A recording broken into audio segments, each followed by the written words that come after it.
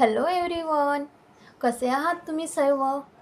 माझी खात्री आहे तुम्ही सर्वजण मजेत आणि आनंदामध्ये असाल आणि लॉ ऑफ अट्रॅक्शनची जर्नी हाय व्हायब्रेशनमध्ये फॉलोसुद्धा करत असणार. तर आज आपण जाणून घेणार आहोत लग्न आणि प्रारब्ध ह्याविषयी. लग्न आणि प्रारब्ध ह्याविषयी आज आपण ह्या व्हिडिओमध्ये जाणून घेणार आहोत. ओके. लग्न तर तुम्हा सर्वांनाच माहिती आहे. अगदी छोट्या मुलांना देखील माहिती असते लग्न. ओके, बरोबर. तर आता तुम्हाला प्रश्न पडला असेल की प्रारब्ध म्हणजे काय? तर प्रारब्ध ह्या शब्दाचे मराठीमध्ये 2 अर्थ निघतात. तर ते 2 अर्थ कुठले? तर प्रथम आपण बघूया की प्रथम अर्थ कोणता. पहिला अर्थ हा आहे प्रारब्धचा पूर्वजन्माची फळे आणि दुसरा अर्थ होतो कर्म फिरून आपल्याकडे येणे. ओके, तर हा झाला प्रारब्धाची 2 अर्थ. प्रारब्धाची व्याख्या सांगते तुम्हाला. प्रारब्ध म्हणजेच पूर्वजन्म केलेली कर्मे जी ह्या जन्मी फळ रूपाने प्राप्त होतात त्यालाच आपण प्रारब्ध असे म्हणत असतो. तर हे झालं प्रारब्ध. म्हणजेच तुम्हाला याविषयी कुठलीही शंका राहणार नाही की प्रारब्ध म्हणजेच काय. ओके, तर हे आहे प्रारब्धाची व्याख्यासुद्धा आहे आणि त्याचे 2 अर्थसुद्धा आहेत. ओके, तर लग्न आणि प्रारब्ध याविषयी बघत आहोत आपण. ओके, ज्या व्यक्तीसोबत लग्न व्हायचं आहे त्याच व्यक्तीसोबत लग्न होईल, कारण हे प्रारब्ध असते. आपल्या जीवनामध्ये ह्या जन्मामध्ये जेवढे पण लोक तुम्हाला मिळालेले आहेत, जसे की तुमचे आईवडील असतील, जसे आईवडील तुम्हाला मिळाले आहे, तर तुम्ही त्यांना शोधले का? तुम्ही तर नाही शोधले असणार. ते तुम्हाला मग कसे मिळाले? तर ते मिळाले आपल्या प्रारब्धामुळे. जसा जन्म झाला आपला, आपण डोळे खोलल्याबरोबर आपल्याला सांगितलं की हे आपले आईवडील आहेत. ओके, ठीक आहे इथपर्यंत. जसं तुम्हाला विचारलं नसेलच लगेच जन्मानंतर की तुझे आईवडील कोणते, बरोबर. तर आपल्याला त्याच लोकांनी आपल्याला सांगितलं की मी आई आणि हे तुझे वडील आहेत, बरोबर. जसे तुमच्या प्रारब्धामध्ये आईवडील होते ते तुम्हाला मिळाले. छान आहे का वाईट आहेत? तर आईवडील हे नेहमी छानच असतात, बरोबर, आणि छानच आहेत. ईश्वराकडून, ह्या परमात्म्याकडून सर्व काही आपल्याला चांगलंच आणि छानच मिळत असते. त्याचप्रमाणे आपले भाऊ बहीण मित्र पती-पत्नी मुले हे सर्व आपल्या प्रारब्धामध्ये लिहिलेले आहेत. ते सर्व तुमच्यापर्यंत येऊन जात असतात आणि येऊन जातील. त्याचप्रमाणे हे जे लग्न ज्या पण व्यक्तीसोबत होणार आहे त्याच व्यक्तीसोबत होईल आणि ज्या वेळेस होणार आहे त्याच व्यक्तीसोबत होईल. जे तुमच्या नशिबात असेल तेच तुमच्या समोर येईल. त्या अगोदर तुम्ही शोधाल तरी पण ते मिळणार नाही. कोणासोबत रिलेशनमध्ये आहात, 1 किंवा 2 वर्ष 3 वर्ष राहतात. ओके, मग ते ब्रेकअप होते. मग तुम्ही 3 वर्षापर्यंत रिलेशनशिपमध्ये होते, मग ब्रेकअप झालंच कसं, बरोबर ना. मग प्रेम कुठे गेलं? प्रेम म्हणजेच काय? प्रेम म्हणजे समोरच्या व्यक्तीची हॅपीनेस. आणि इथे आपल्या स्वार्थामध्ये कमी वृद्धी झाली आणि रिश्ता तोडून टाकत असतात, बरोबर. म्हणतात की मला पसंत नाही आहे, मला चांगलं वाटत नाही आहे असं म्हणत असतात. तुम्ही कितीही शोधायचा प्रयत्न कराल तरी पण मिळणार नाही. त्यामध्ये हे होईल की तुम्ही परेशान व्हाल आणि जे पण काम तुम्हाला त्यावेळेस करायला पाहिजे होतं ते केले नाही. जे कर्म तुम्हाला करायचे होते ते समोरच्यासाठी म्हणजेच करिअरसाठी ते पण तुम्ही करू शकणार नाही. नंतर करण्यासाठी विचारसुद्धा कराल तेव्हा पण होणार नाही. यासाठी हर एक गोष्टीची काय असते, हर एक गोष्टीची वेळ असते. त्या वेळेस आपणच ती गोष्ट तुमच्यासमोर येत असते. तुम्हाला शोधायला जाण्याची गरज नाही, कारण हे प्रारब्ध आहे. ओके, प्रारब्ध म्हणजेच काय ते सुरुवातीलाच मी सांगितलं आहे. यासाठी आपल्याला महत्त्वाचा असते म्हणजे योग. यासाठी योग महत्त्वाचा असतो. यासाठी कुठे जायची गरज नाही. योग आणि वेळ आली की सर्व काही जुळून येत असते. हे ब्रह्मांडाचं सिक्रेट आहे. यासाठी कुठे जायची गरज नाही. त्यासाठी आपल्याला करावे लागतात चांगले कर्म. त्यासाठी चांगले कर्म करावे लागतील. तुमच्यासमोर सध्या काय आहे ते करत चला. म्हणजे जसं एज्युकेशन असेल तर ते करा. जे पण कर्म आहे ते करत चला.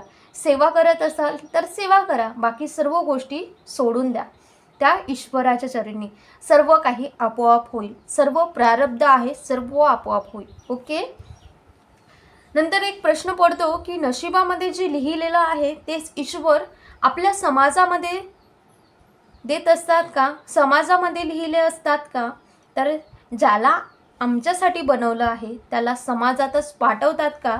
तर होय, बिलकुल समाजातच पाठवतात. आणि समाजात तर सोडा, त्याच्या अलावा जेव्हा रिश्त्याची गोष्ट चालू होते तेव्हा आपले आई वडील जे असतात, जे मोठे मंडळी असतात, ते कुंडली घेऊन गुणसुद्धा मिळवून बघत असतात, गुण मिळवत असतात.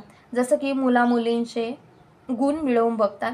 मग ते समाजात असेल तरी पण कसे पण करून तुमच्यासाठी जो बनला आहे त्याच्यापर्यंत तुम्हाला पोहोचवून दिल्या जाते. ह्या सर्व गोष्टी का बघतात? गुण बघतात, कुंडली बघतात, सर्व काही बघून केल्या जातात. जर बघून केलं तर हे होत असते की आपले गुण एकसारखे मिळाले तर आपलं जीवन हे चांगलं असते. जर लव्ह मॅरेज असो किंवा अरेंज मॅरेज असो, नंतरचं आयुष्य एकसारखं होत असते. तर ह्या सर्व गोष्टींच्या मागे, ह्या सर्व गोष्टींसाठी धावपळाची काहीच गरज नाही. परेशान नाही व्हायचं आहे. जे किस्मतमध्ये असेल तर तो आपणच येईल. जेव्हा कोणी प्रेमामध्ये असतात तेव्हा त्यांचं एकच असते, केवळ हाच व्यक्तीसोबत लग्न व्हावं म्हणून. असते ना, आपण कित्येक जे लव कपल्स असतात त्यांना बघितलं तर त्यांचं एकच त्यांच्या डोळ्यापुढे दिसत असते की मला हा व्यक्ती मिळाला पाहिजे, बाकी मला ह्या दुनियादारीशी काही लेणं देणं नाही. तर त्यांचं तसं असते, केवळ हाच व्यक्तीसोबत लग्न व्हावं म्हणून. नंतर लव्ह मॅरेज केल्यानंतर काय होतं? लव्ह मॅरेज केल्यानंतर कित्येक लोकांचं असं असते की आता दोघांचं पटत नाही आहे, बरोबर. तर तेव्हा म्हटलं की प्रेम कुठं गेलं तुमचं? तर आता म्हणतात गलती झाली, आयुष्य बर्बादीच्या वाटेवर आहे असं म्हटलं जातं. तुम्ही सुद्धा कित्येक जणांच्या तोंडून हे ऐकलं सुद्धा असतात. तर हे काय आहे? हे कर्म आहे, हे प्रारब्ध आहे. तर तुम्हाला एक उदाहरणसुद्धा सांगते. माझी एक नर्स ट्रेनिंगची एक मैत्रीण मला 10 वर्षांनी मला भेटायला आली आणि मस्तपैकी आम्ही आनंदामध्ये गप्पा मारल्या. मी विचारलं तिला, ती हिंदी बोलते, तिची लँग्वेज हिंदी आहे. तर मी तिला म्हणाली की तू मेरे जीजू को साथ क्यों नहीं लेके आई, अकेले ही क्यों आई? तर ती काय म्हणते बघा, त्रिशू मी तुला काय सांगू ग, आता आमचं दोघांचं पटत नाही. रोज कुठल्या ना कुठल्या कारणांवरून झगडे भांडणं होता. तर मी म्हटलं अरे हे काय, तुझं तर लव्ह मॅरेज आहे ना, मग हे कसं काय? तिला वडील नव्हते, आईच होती आणि ही मोठी मुलगी होती घरातील. तर तिच्या आईच्या विरुद्ध जाऊन तिनं पळून लग्न केलं, लव्ह मॅरेज केलं. तर तो मुलगा फक्त गोरा होता आणि हिला आवडलेला होता. तो कुठल्याही ड्युटीवर सुद्धा नव्हता आणि आतासुद्धा तो ड्युटी करत नाही. हीच माझी मैत्रीण ड्युटी करून तिच्या नवऱ्याला आणि मुलीला सुद्धा पोचते. नर्सच्या ही जी आहे मुलगी, ती नर्सची ड्युटी करून आपल्या मुलीला आणि त्याला पोचते गव्हर्मेंट हॉस्पिटलमध्ये. ती नर्स आहे. आता ती म्हणते की ड्युटी करून आणलेले पैसेसुद्धा तोच खर्च करतो. तर आता म्हणते की अशी कशी मी प्रेमामध्ये आंधळी झाली होती माहीत नाही ग, पण माझं आयुष्य बर्बाद झालं ह्या व्यक्तीसोबत लग्न करून, असं ती म्हणते. तर कुठे गेल, मी म्हटलं अरे ते प्रेम तुमचं कुठे गेलं? तर आता ती म्हणते गलती झाली ग म्हणून. तर हे सर्व काय आहे? हे सर्व आहे प्रारब्ध. हे लग्न वगैरे प्रारब्ध आहे. जेव्हा तुमचं वय होईल, जेव्हा वेळ येईल, जेव्हा योग येईल, आपोआप कोणता तरी रिश्ता घेऊन येतील आणि हे सर्व आपोआप होईल. लग्न वगैरे बेस्ट होईल. ह्या गोष्टींच्या मागे धावाल तर तुम्ही परेशान व्हाल. कित्येक मुले 18 किंवा 19 वर्षाचे एज्युकेशन करत असतात, शिक्षण करत असतात. इकडे शिक्षणाची वेळ आहे आणि इकडे प्रेमसुद्धा त्यांना झालं, ठीक आहे. पण त्यांना हे नाही माहीत राहत का हे एक वयाचा पडाव आहे, किशोरावयीन अवस्था आहे. हे किशोरावयीन अवस्था म्हणतात याला, ज्यामध्ये अशी फिलिंग्स येते की ह्यामध्ये त्यांना असं वाटते की मला ही व्यक्ती मिळाली पाहिजे किंवा मला हा मिळाला पाहिजे, तर मला काहीच नाही पाहिजे. जर हा मिळाला तर मला आयुष्यातलं काहीही नको असं त्यांना वाटत असते. मला शिकायचं नाही आहे, मला कलेक्टर नाही बनायचं आहे, काहीच नाही बनायचं आहे, बस मला याचा साथ पाहिजे आहे, अशी त्यांचं म्हणणं असतं. हे त्यावेळेस होते, परंतु जसं पण त्यांचं लग्न होते, शादी होते, 4-5 महिन्यानंतर ह्या सर्व गोष्टी नॉर्मल होत जातात. नंतर मग त्यांना रिअलाईज होते की अरे यार, मला लाईफमध्ये काहीतरी करायचं होतं, आता समजलं ह्या सर्व गोष्टी. तर तेव्हा ह्या गोष्टी येतात. ह्यासाठी विचार करून, सोच समज करून आपल्या लाईफचे डिसिजन घ्या. लग्न करणे म्हणजे कसं पण लग्न करून लग्न करा असं होत नाही. तर लग्न करताना सर्व काही बघून करावं लागते. घरवाल्यांची मंजुरी पाहिजे. घरवाले कधीच आपल्यासोबत गलत नाही करत, हे समजून घ्या. त्यांनी जीवन आणि पूर्ण लाईफ बघितलेलं आहे. त्यांना माहिती आहे की लाईफमध्ये हर एक गोष्टीची वेळेत जरूरत पडेल आणि हर एक गोष्टीने मन भरून जाते आणि नंतर पुन्हा त्या व्यक्तीला नवीन नवीन गोष्टी दिसू लागतात. आता हे करायचं आहे, ते करायचं आहे, त्यासाठी लग्न हे प्रारब्ध आहे. वेळ योग नुसार होत असते, वेळेनुसार आणि योग्य वेळ आली आणि योग आला तर त्यानुसार होत असते. आता सध्या ध्यान द्या तुम्ही तुमच्या करिअरवर. कित्येक वेळा परेशान होत असाल की त्या व्यक्तीसोबत, त्या मुलीसोबत, त्या मुलासोबत, तर त्या मुलासोबतच लग्न का होत नाही आहे म्हणून परेशान असाल तर मनाला समजवा की जे होईल ते छान होईल, चांगलं होईल. काही गोष्टी ईश्वराच्या चरणी समर्पित करा, ते बेस्ट वे आहे. जे समोर तुमच्या लाईफमध्ये होईल ते सर्व छान होईल. फक्त थोडं शांत बसा, मेडिटेशन सुरू करा. जास्त समस्या असेल तर ते आपोआप वेळेनुसार समस्या सुटत जातात. काही जण लव रिलेशनशिपमध्ये असतात, नंतर लग्न करतात, काही वर्षांनी वेगळे सुद्धा होतात. तर ते हे का होत असते? मग यांचं खरं प्रेम कुठे केलं तर हे फक्त ते आकर्षण, अट्रॅक्शन होत असतं एक दुसऱ्यांच्या प्रती. त्यांच्यासाठी आपल्या लाईफचा फैसला आरामाने बसून करा, सोच विचार करून, सोच समज करून करा. कारण की हे एक वयाची गोष्टसुद्धा असते. जेव्हा तुम्ही 35 किंवा 40 वर्षाचे असाल तेव्हाची गोष्ट अलग आहे, पण आरामाने विचार करा. आई वडील तयार असतील तर करा, काही प्रॉब्लेम नाही. पण जे तुम्ही लाईफमध्ये करत आहात तुम्ही विचार करा की डिसिजन मी जो घेत आहे तो बरोबर आहे की चुकीचा आहे, हे विचार करून निर्णय घेत चला. बाकी हे सर्व काय आहे? प्रारब्ध आहे. पूर्वकर्मानुसार प्रारब्ध असते. त्यानंतर तुम्हाला एक एक्सपिरियन्ससुद्धा सांगते, माझा एक्सपिरियन्स सांगते. मला नर्स ट्रेनिंग नंतर लगेचच गव्हर्मेंट जॉब मिळाली. मी जॉबवर गेली. तिथे काय झालं, गमतीशीर मजेशीरसुद्धा वाटेल. मी PSCला गव्हर्मेंट हॉस्पिटलमध्ये नर्स या पोस्टवर होती. तेव्हा माझी एज होती 20 इयरची मी होते. तिथे ड्युटी करत असताना माझ्या सिनियर सिस्टरनी एका मुलाला आणलं. तो मुलगा पोलीस या पदावर होता. तिथे त्यांनी घेऊन आल्या आणि त्या सिस्टर मला म्हणतात की सिस्टर, तुम्हाला तो मुलगा कसा वाटत आहे? मी म्हटलं ठीकच तर दिसत आहे ना सिस्टर, तो तर ठीकच आहे, त्याची तब्येत वगैरे तर काही खराब नाही, तो तर छानच आहे. तर त्या मला म्हणतात अगं त्या दृष्टीने नको, तर तुला असा कसा वाटला? मी म्हटलं ठीक आहे. तर त्या मुलांना तुम्ही आवडले म्हणून तो मुलगा म्हणत आहे की लग्नासाठी तुम्हाला विचारा म्हणत आहे, असं ते सिस्टर म्हणाल्या. म्हणून मी विचारली असं म्हटलं. तर मी त्या सिस्टरांना म्हणाली की मला तर लग्नच करायचं नाही आहे, मला लग्नामध्ये काहीही इंटरेस्ट नाही सिस्टर. ठीक आहे म्हणाल्या. त्यानंतर त्या पोलीस मुलाला सांगितलं की ही आताच लग्न करणार नाही आहे असं म्हणून त्यांना सांगून पाठवून दिलं. आणि मला खरोखरच लग्नामध्ये इंटरेस्ट नव्हता. त्यानंतर परत 2 वर्षांनी माझे वडील गव्हर्मेंट टीचर स्कूलमध्ये टीचर आहेत, त्यांनी पण एक टीचर मुलगा बघितले आणि मला म्हटले की एक टीचर मुलगा तुला 2 दिवसांनी बघायला येणार आहे, तू गावाला येशील. तेव्हा मी खूप रडली आणि म्हटली की मला लग्न नाही करायचं आहे, मी तयार लग्नाला नाही आहे, तर मी लग्नाला तयार नाही आहे, म्हणून मी फोन ठेवून दिला. तर बाबा म्हणाले ठीक आहे. त्यानंतर सर्व गव्हर्मेंट आणि प्रायव्हेट जॉबवाल्यांचे खूप रिश्ते मला आले, पण माझं तेच होतं की मला लग्न करायचं नाही आहे.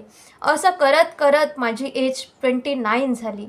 त्यानंतर मला असं वाटलं की आता मला तयार व्हावं लागेल लग्नाला. तेव्हा नंतर मुले बघणं चालू झाले. 2 ते 3 मुले बघितल्यानंतर घरच्यांनी त्यानंतर माझं लग्न गव्हर्मेंट सर्वंटसोबत खूप आनंदाने पार पाडून दिलं लग्न. तर ह्यामध्ये इतका सारा वेळ गेला. 9 वर्षाचा तुम्ही बघाल काळ, तर जेव्हा की 20 वर्षाचे असताना मुले मला विचारायला येत होते आणि त्यानंतर 9 वर्षाचा काळ हा लग्नासाठी चालला गेला, पण मी काही तयार नव्हती. आणि जेव्हा एज झाली मुलीची असं म्हणतात, तेव्हा मला वाटलं की आता लग्न करण्यास मला होकार द्यावा लागेल. तेव्हा रिश्ते बघितणं चालू झालं. तर हा सर्व इतका काळ, आणि त्यावेळेस थोडं ना थोडं मुलींना थोडं तरी काळजी वाटते, टेन्शन वाटतं. तर ह्या सर्व काळ इतक्या वर्षाचा गेला. तर हे सर्व काय आहे, ते होतं एक प्रारब्ध. लग्नाची योग्य वेळ यायची होती. त्यामुळे ज्या व्यक्तीशी लग्न व्हायचं असेल त्याच व्यक्तीशी लग्न होते, आणि जो व्यक्ती आपल्यासाठी आपल्या लाईफमध्ये योग्य आहे तेच ईश्वर आपल्या प्रारब्धामध्ये देत असतात, आणि त्याच व्यक्तीशी आपल्याला मिळवून दिल्या जाते, आणि त्याच व्यक्तीशी लग्नसुद्धा होत असते. त्यानंतर परत तुम्हाला एक उदाहरण सांगते. हे उदाहरण कशासाठी देत आहे, तुम्ही तुमच्या लाईफमध्ये कुठेतरी रिकनेक्ट करा आणि त्यातून तुम्ही समजा की हे असं का होत आहे. तर हे एक प्रारब्ध आहे. लग्न आणि प्रारब्ध ह्यामधील तुम्हाला फरक जाणवेल की काय आहे तुमच्या लाईफमध्ये. याच्याशी तुम्ही कनेक्ट करून बघा आणि त्यानुसार तुम्ही करा. ओके. तर त्यानंतर तुम्हाला परत एक उदाहरण सांगते की माझी एक मैत्रीण आहे. तिला घरच्यांनी मुले शोधले, पण तिला मुले काही आवडत नव्हते. ती 4-5 वर्षे खूप डिप्रेशनमध्ये राहिली की सर्व माझ्या मैत्रिणींचे लग्न झाले, माझं का होत नाही आहे, असं मला जसा पाहिजे तसा मुलगा का मिळत नाही असं तिला वाटायचं. खूप दूरदूरचे रिश्ते सर्व नातेवाईकांनी तिला शोधले, पण माझ्या मैत्रिणीला जसा पाहिजे तसा मुलगा मिळाला नाही आणि लग्न जुळत नव्हतं. कधी हिला आवडायचा मुलगा तर कधी त्यांना ही आवडायची नाही. असं करत तिची एज 31 वर्षाची ती झाली. ती खूप विचारात पडून टेन्शन घेतलं आणि त्यानंतर तिची तब्येत थोडी खालावायला चालू झाली. त्यानंतर ती 32 वर्षामध्ये तिचं लग्न जुळलं आणि लग्न झालं. इतका वेळ का गेला, तर हे एक होतं प्रारब्ध. जिथं व्हायचं असेल त्याच व्यक्तीबरोबर तुमच्यापर्यंत त्या व्यक्तीला पोहोचवलं जाते, त्याच व्यक्तीबरोबर लग्नसुद्धा होते. तर त्याच पद्धतीने हिचं सुद्धा त्या व्यक्तीसोबत लग्न झाले आणि आता ती आनंदाने संसारसुद्धा करत आहे. तर ह्या लग्नाच्या मागे पडू नका. तर योग्य वेळ आली तर ते आपोआप होत असते आणि ह्यासाठी परेशान व्हायची काहीही गरज नसते. परत तुम्हाला एक उदाहरण सांगते की माझे जे दूरचे चुलत मामा आहेत त्यांचंसुद्धा लग्नासाठी खूप मुली त्यांनी बघितल्या. दूरवर मुली बघितल्या. गाड्या करून बघायला जायचे, पण कुठेच लग्न जुळत नव्हते. खूप पैसा वाया गेला. 2 लाखापर्यंत मुली बघण्यामध्ये 3 ते 4 वर्षांमध्ये त्यांनी हे 2 लाख संपवून बसले. म्हणजे 2 लाखापर्यंतचा खर्च करून सुद्धा मुली बघण्यामध्ये खर्च झाला, तरी पण लग्न काही जुळाले नाही. नंतर मामा 2 ते 3 वर्ष डिप्रेशनमध्ये गेले. एका ठिकाणी दुसऱ्या जिल्ह्यामध्ये जाऊन मुलगी बघून वगैरे आले. त्यानंतर पसंत वगैरे करून आल्यानंतर त्यांनी नातेवाईकांना घेऊन परत ते नारळ अक्षदा वगैरे लावतात ना, तर ते तसं कार्यक्रम करण्यासाठी तिथे गेले. नारळ अक्षदा वगैरे लावण्यासाठी तिथे गेल्यानंतर मुलीचे वडील जेव्हा म्हणतात की तुमची जॉईंट फॅमिली आहे, फॅमिली खूप मोठी आहे आणि आम्ही अक्षदा नारळ वगैरे लावायसाठी सध्या तयार नाही आहे, तर तो सुद्धा खर्च वेस्ट गेला. परत मामा डिप्रेशनमध्ये गेले. त्यानंतर वापस आले तिथून.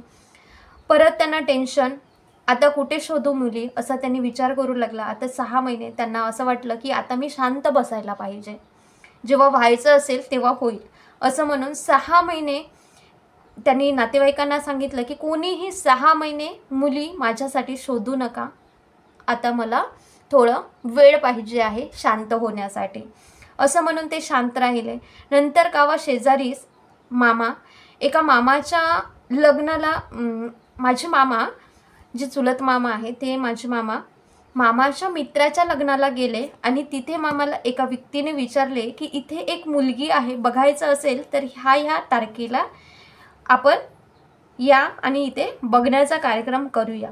मामांनी होकार दिला. काही मोठ्या मंडळींना घेऊन गेले बघायला.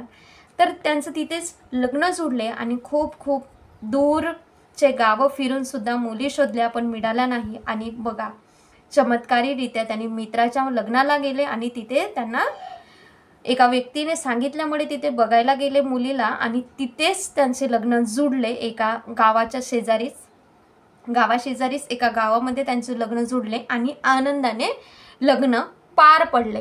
तर हा 2-3 वर्षाचा डिप्रेशनचा काळ त्यांना सोसावा लागला. 2 लाख रुपयाचा खर्चसुद्धा वेळ गेला, इतका खर्चसुद्धा वाया गेला, इतक्या वर्षाचा वेळसुद्धा वाया गेला.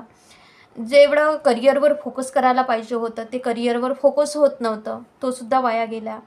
तर ते काय आहे, तर तो आहे प्रारब्ध.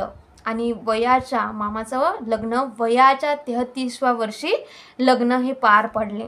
तर जिथे लग्न व्हायचं असेल तिथेच होते आणि नियतीबरोबरच ज्या व्यक्तीसोबत लग्न व्हायचं असते त्या व्यक्तीसोबतच लग्न जुळवून देत असते. म्हणून परेशान होऊ नका, टेन्शन घेऊ नका. जेव्हा योग येईल आणि योग्य वेळ येईल तेव्हा हे लग्न होते. म्हणून तुम्हाला ह्या सर्व गोष्टींमध्ये, ह्या सर्व लग्नाच्या मागे धावपळ करायची नाही आहे, आपली मेहनत व्यर्थ घालायची नाही आहे. जेव्हा तुमचं लग्नाची वेळ येईल तेव्हा नियती आपोआपच कुणाच्या ना कुणाच्या द्वारा तुमच्यापर्यंत त्या व्यक्तीला पोहोचवते आणि पर्टिक्युलर त्याच व्यक्तीसोबत तुमचं समाजात तरी लग्न होईल किंवा अदर कास्टमध्ये सुद्धा लग्न होईल. लव्ह मॅरेज होईल किंवा अरेंज मॅरेज होईल. लव्ह मॅरेज असेल तर घरचे सुद्धा तुम्हाला परमिशन देतील. अशा पद्धतीने काही ना काही तिथून मार्ग निघून त्या व्यक्तीला तुमच्यापर्यंत पोहोचवल्या जाते आणि त्या व्यक्तीसोबत लग्न होते. हे सर्व जे काही आहे, जे हे कठीण काळ म्हणा, कुणाला डिप्रेशन म्हणा, हे काय आहे, एक प्रारब्ध आहे. तो वेळ जो टेन्शनमध्ये गेला, डिप्रेशनमध्ये गेला, वाया गेलेला पैसा वाया गेला, खर्च इतका सारा आला, वरून आपल्याला सोसावे लागले बोलणे लोकांचे, तर हे सगळे काय आहे, ते होतं प्रारब्ध. हे आपल्या कर्माची फळेच आपल्याला मिळत असतात. त्यासाठी हे प्रारब्ध आहे. त्यासाठीच आपल्याला नियती बरोबरच ज्या व्यक्तीसोबत लग्न व्हायचं असते त्या व्यक्तीसोबत लग्न हे जुळवून देत असते. म्हणून परेशान होऊ नका, टेन्शन घेऊ नका. योग्य वेळ आणि योग आला की लग्न होत असते. ह्या प्रकारे आपलं लग्न आणि प्रारब्ध जे आहे ते बघितलं. ज्याच्यासोबत लग्न होणार असेल त्याच व्यक्तीसोबत होणार. ओके, तर ह्या पद्धतीने आहे लग्न आणि प्रारब्ध. नक्कीच ह्यामध्ये तुम्हाला समजलं असणार आणि हा व्हिडिओसुद्धा तुम्हाला आवडला असणार. हा व्हिडिओ आवडला असण्यास ह्या व्हिडिओला लाईक, शेअर आणि चॅनलवर जर नवीन असणार तर चॅनलला सबस्क्राईब करा. Thank you so much. God bless you. Thank you for everything. Thank you.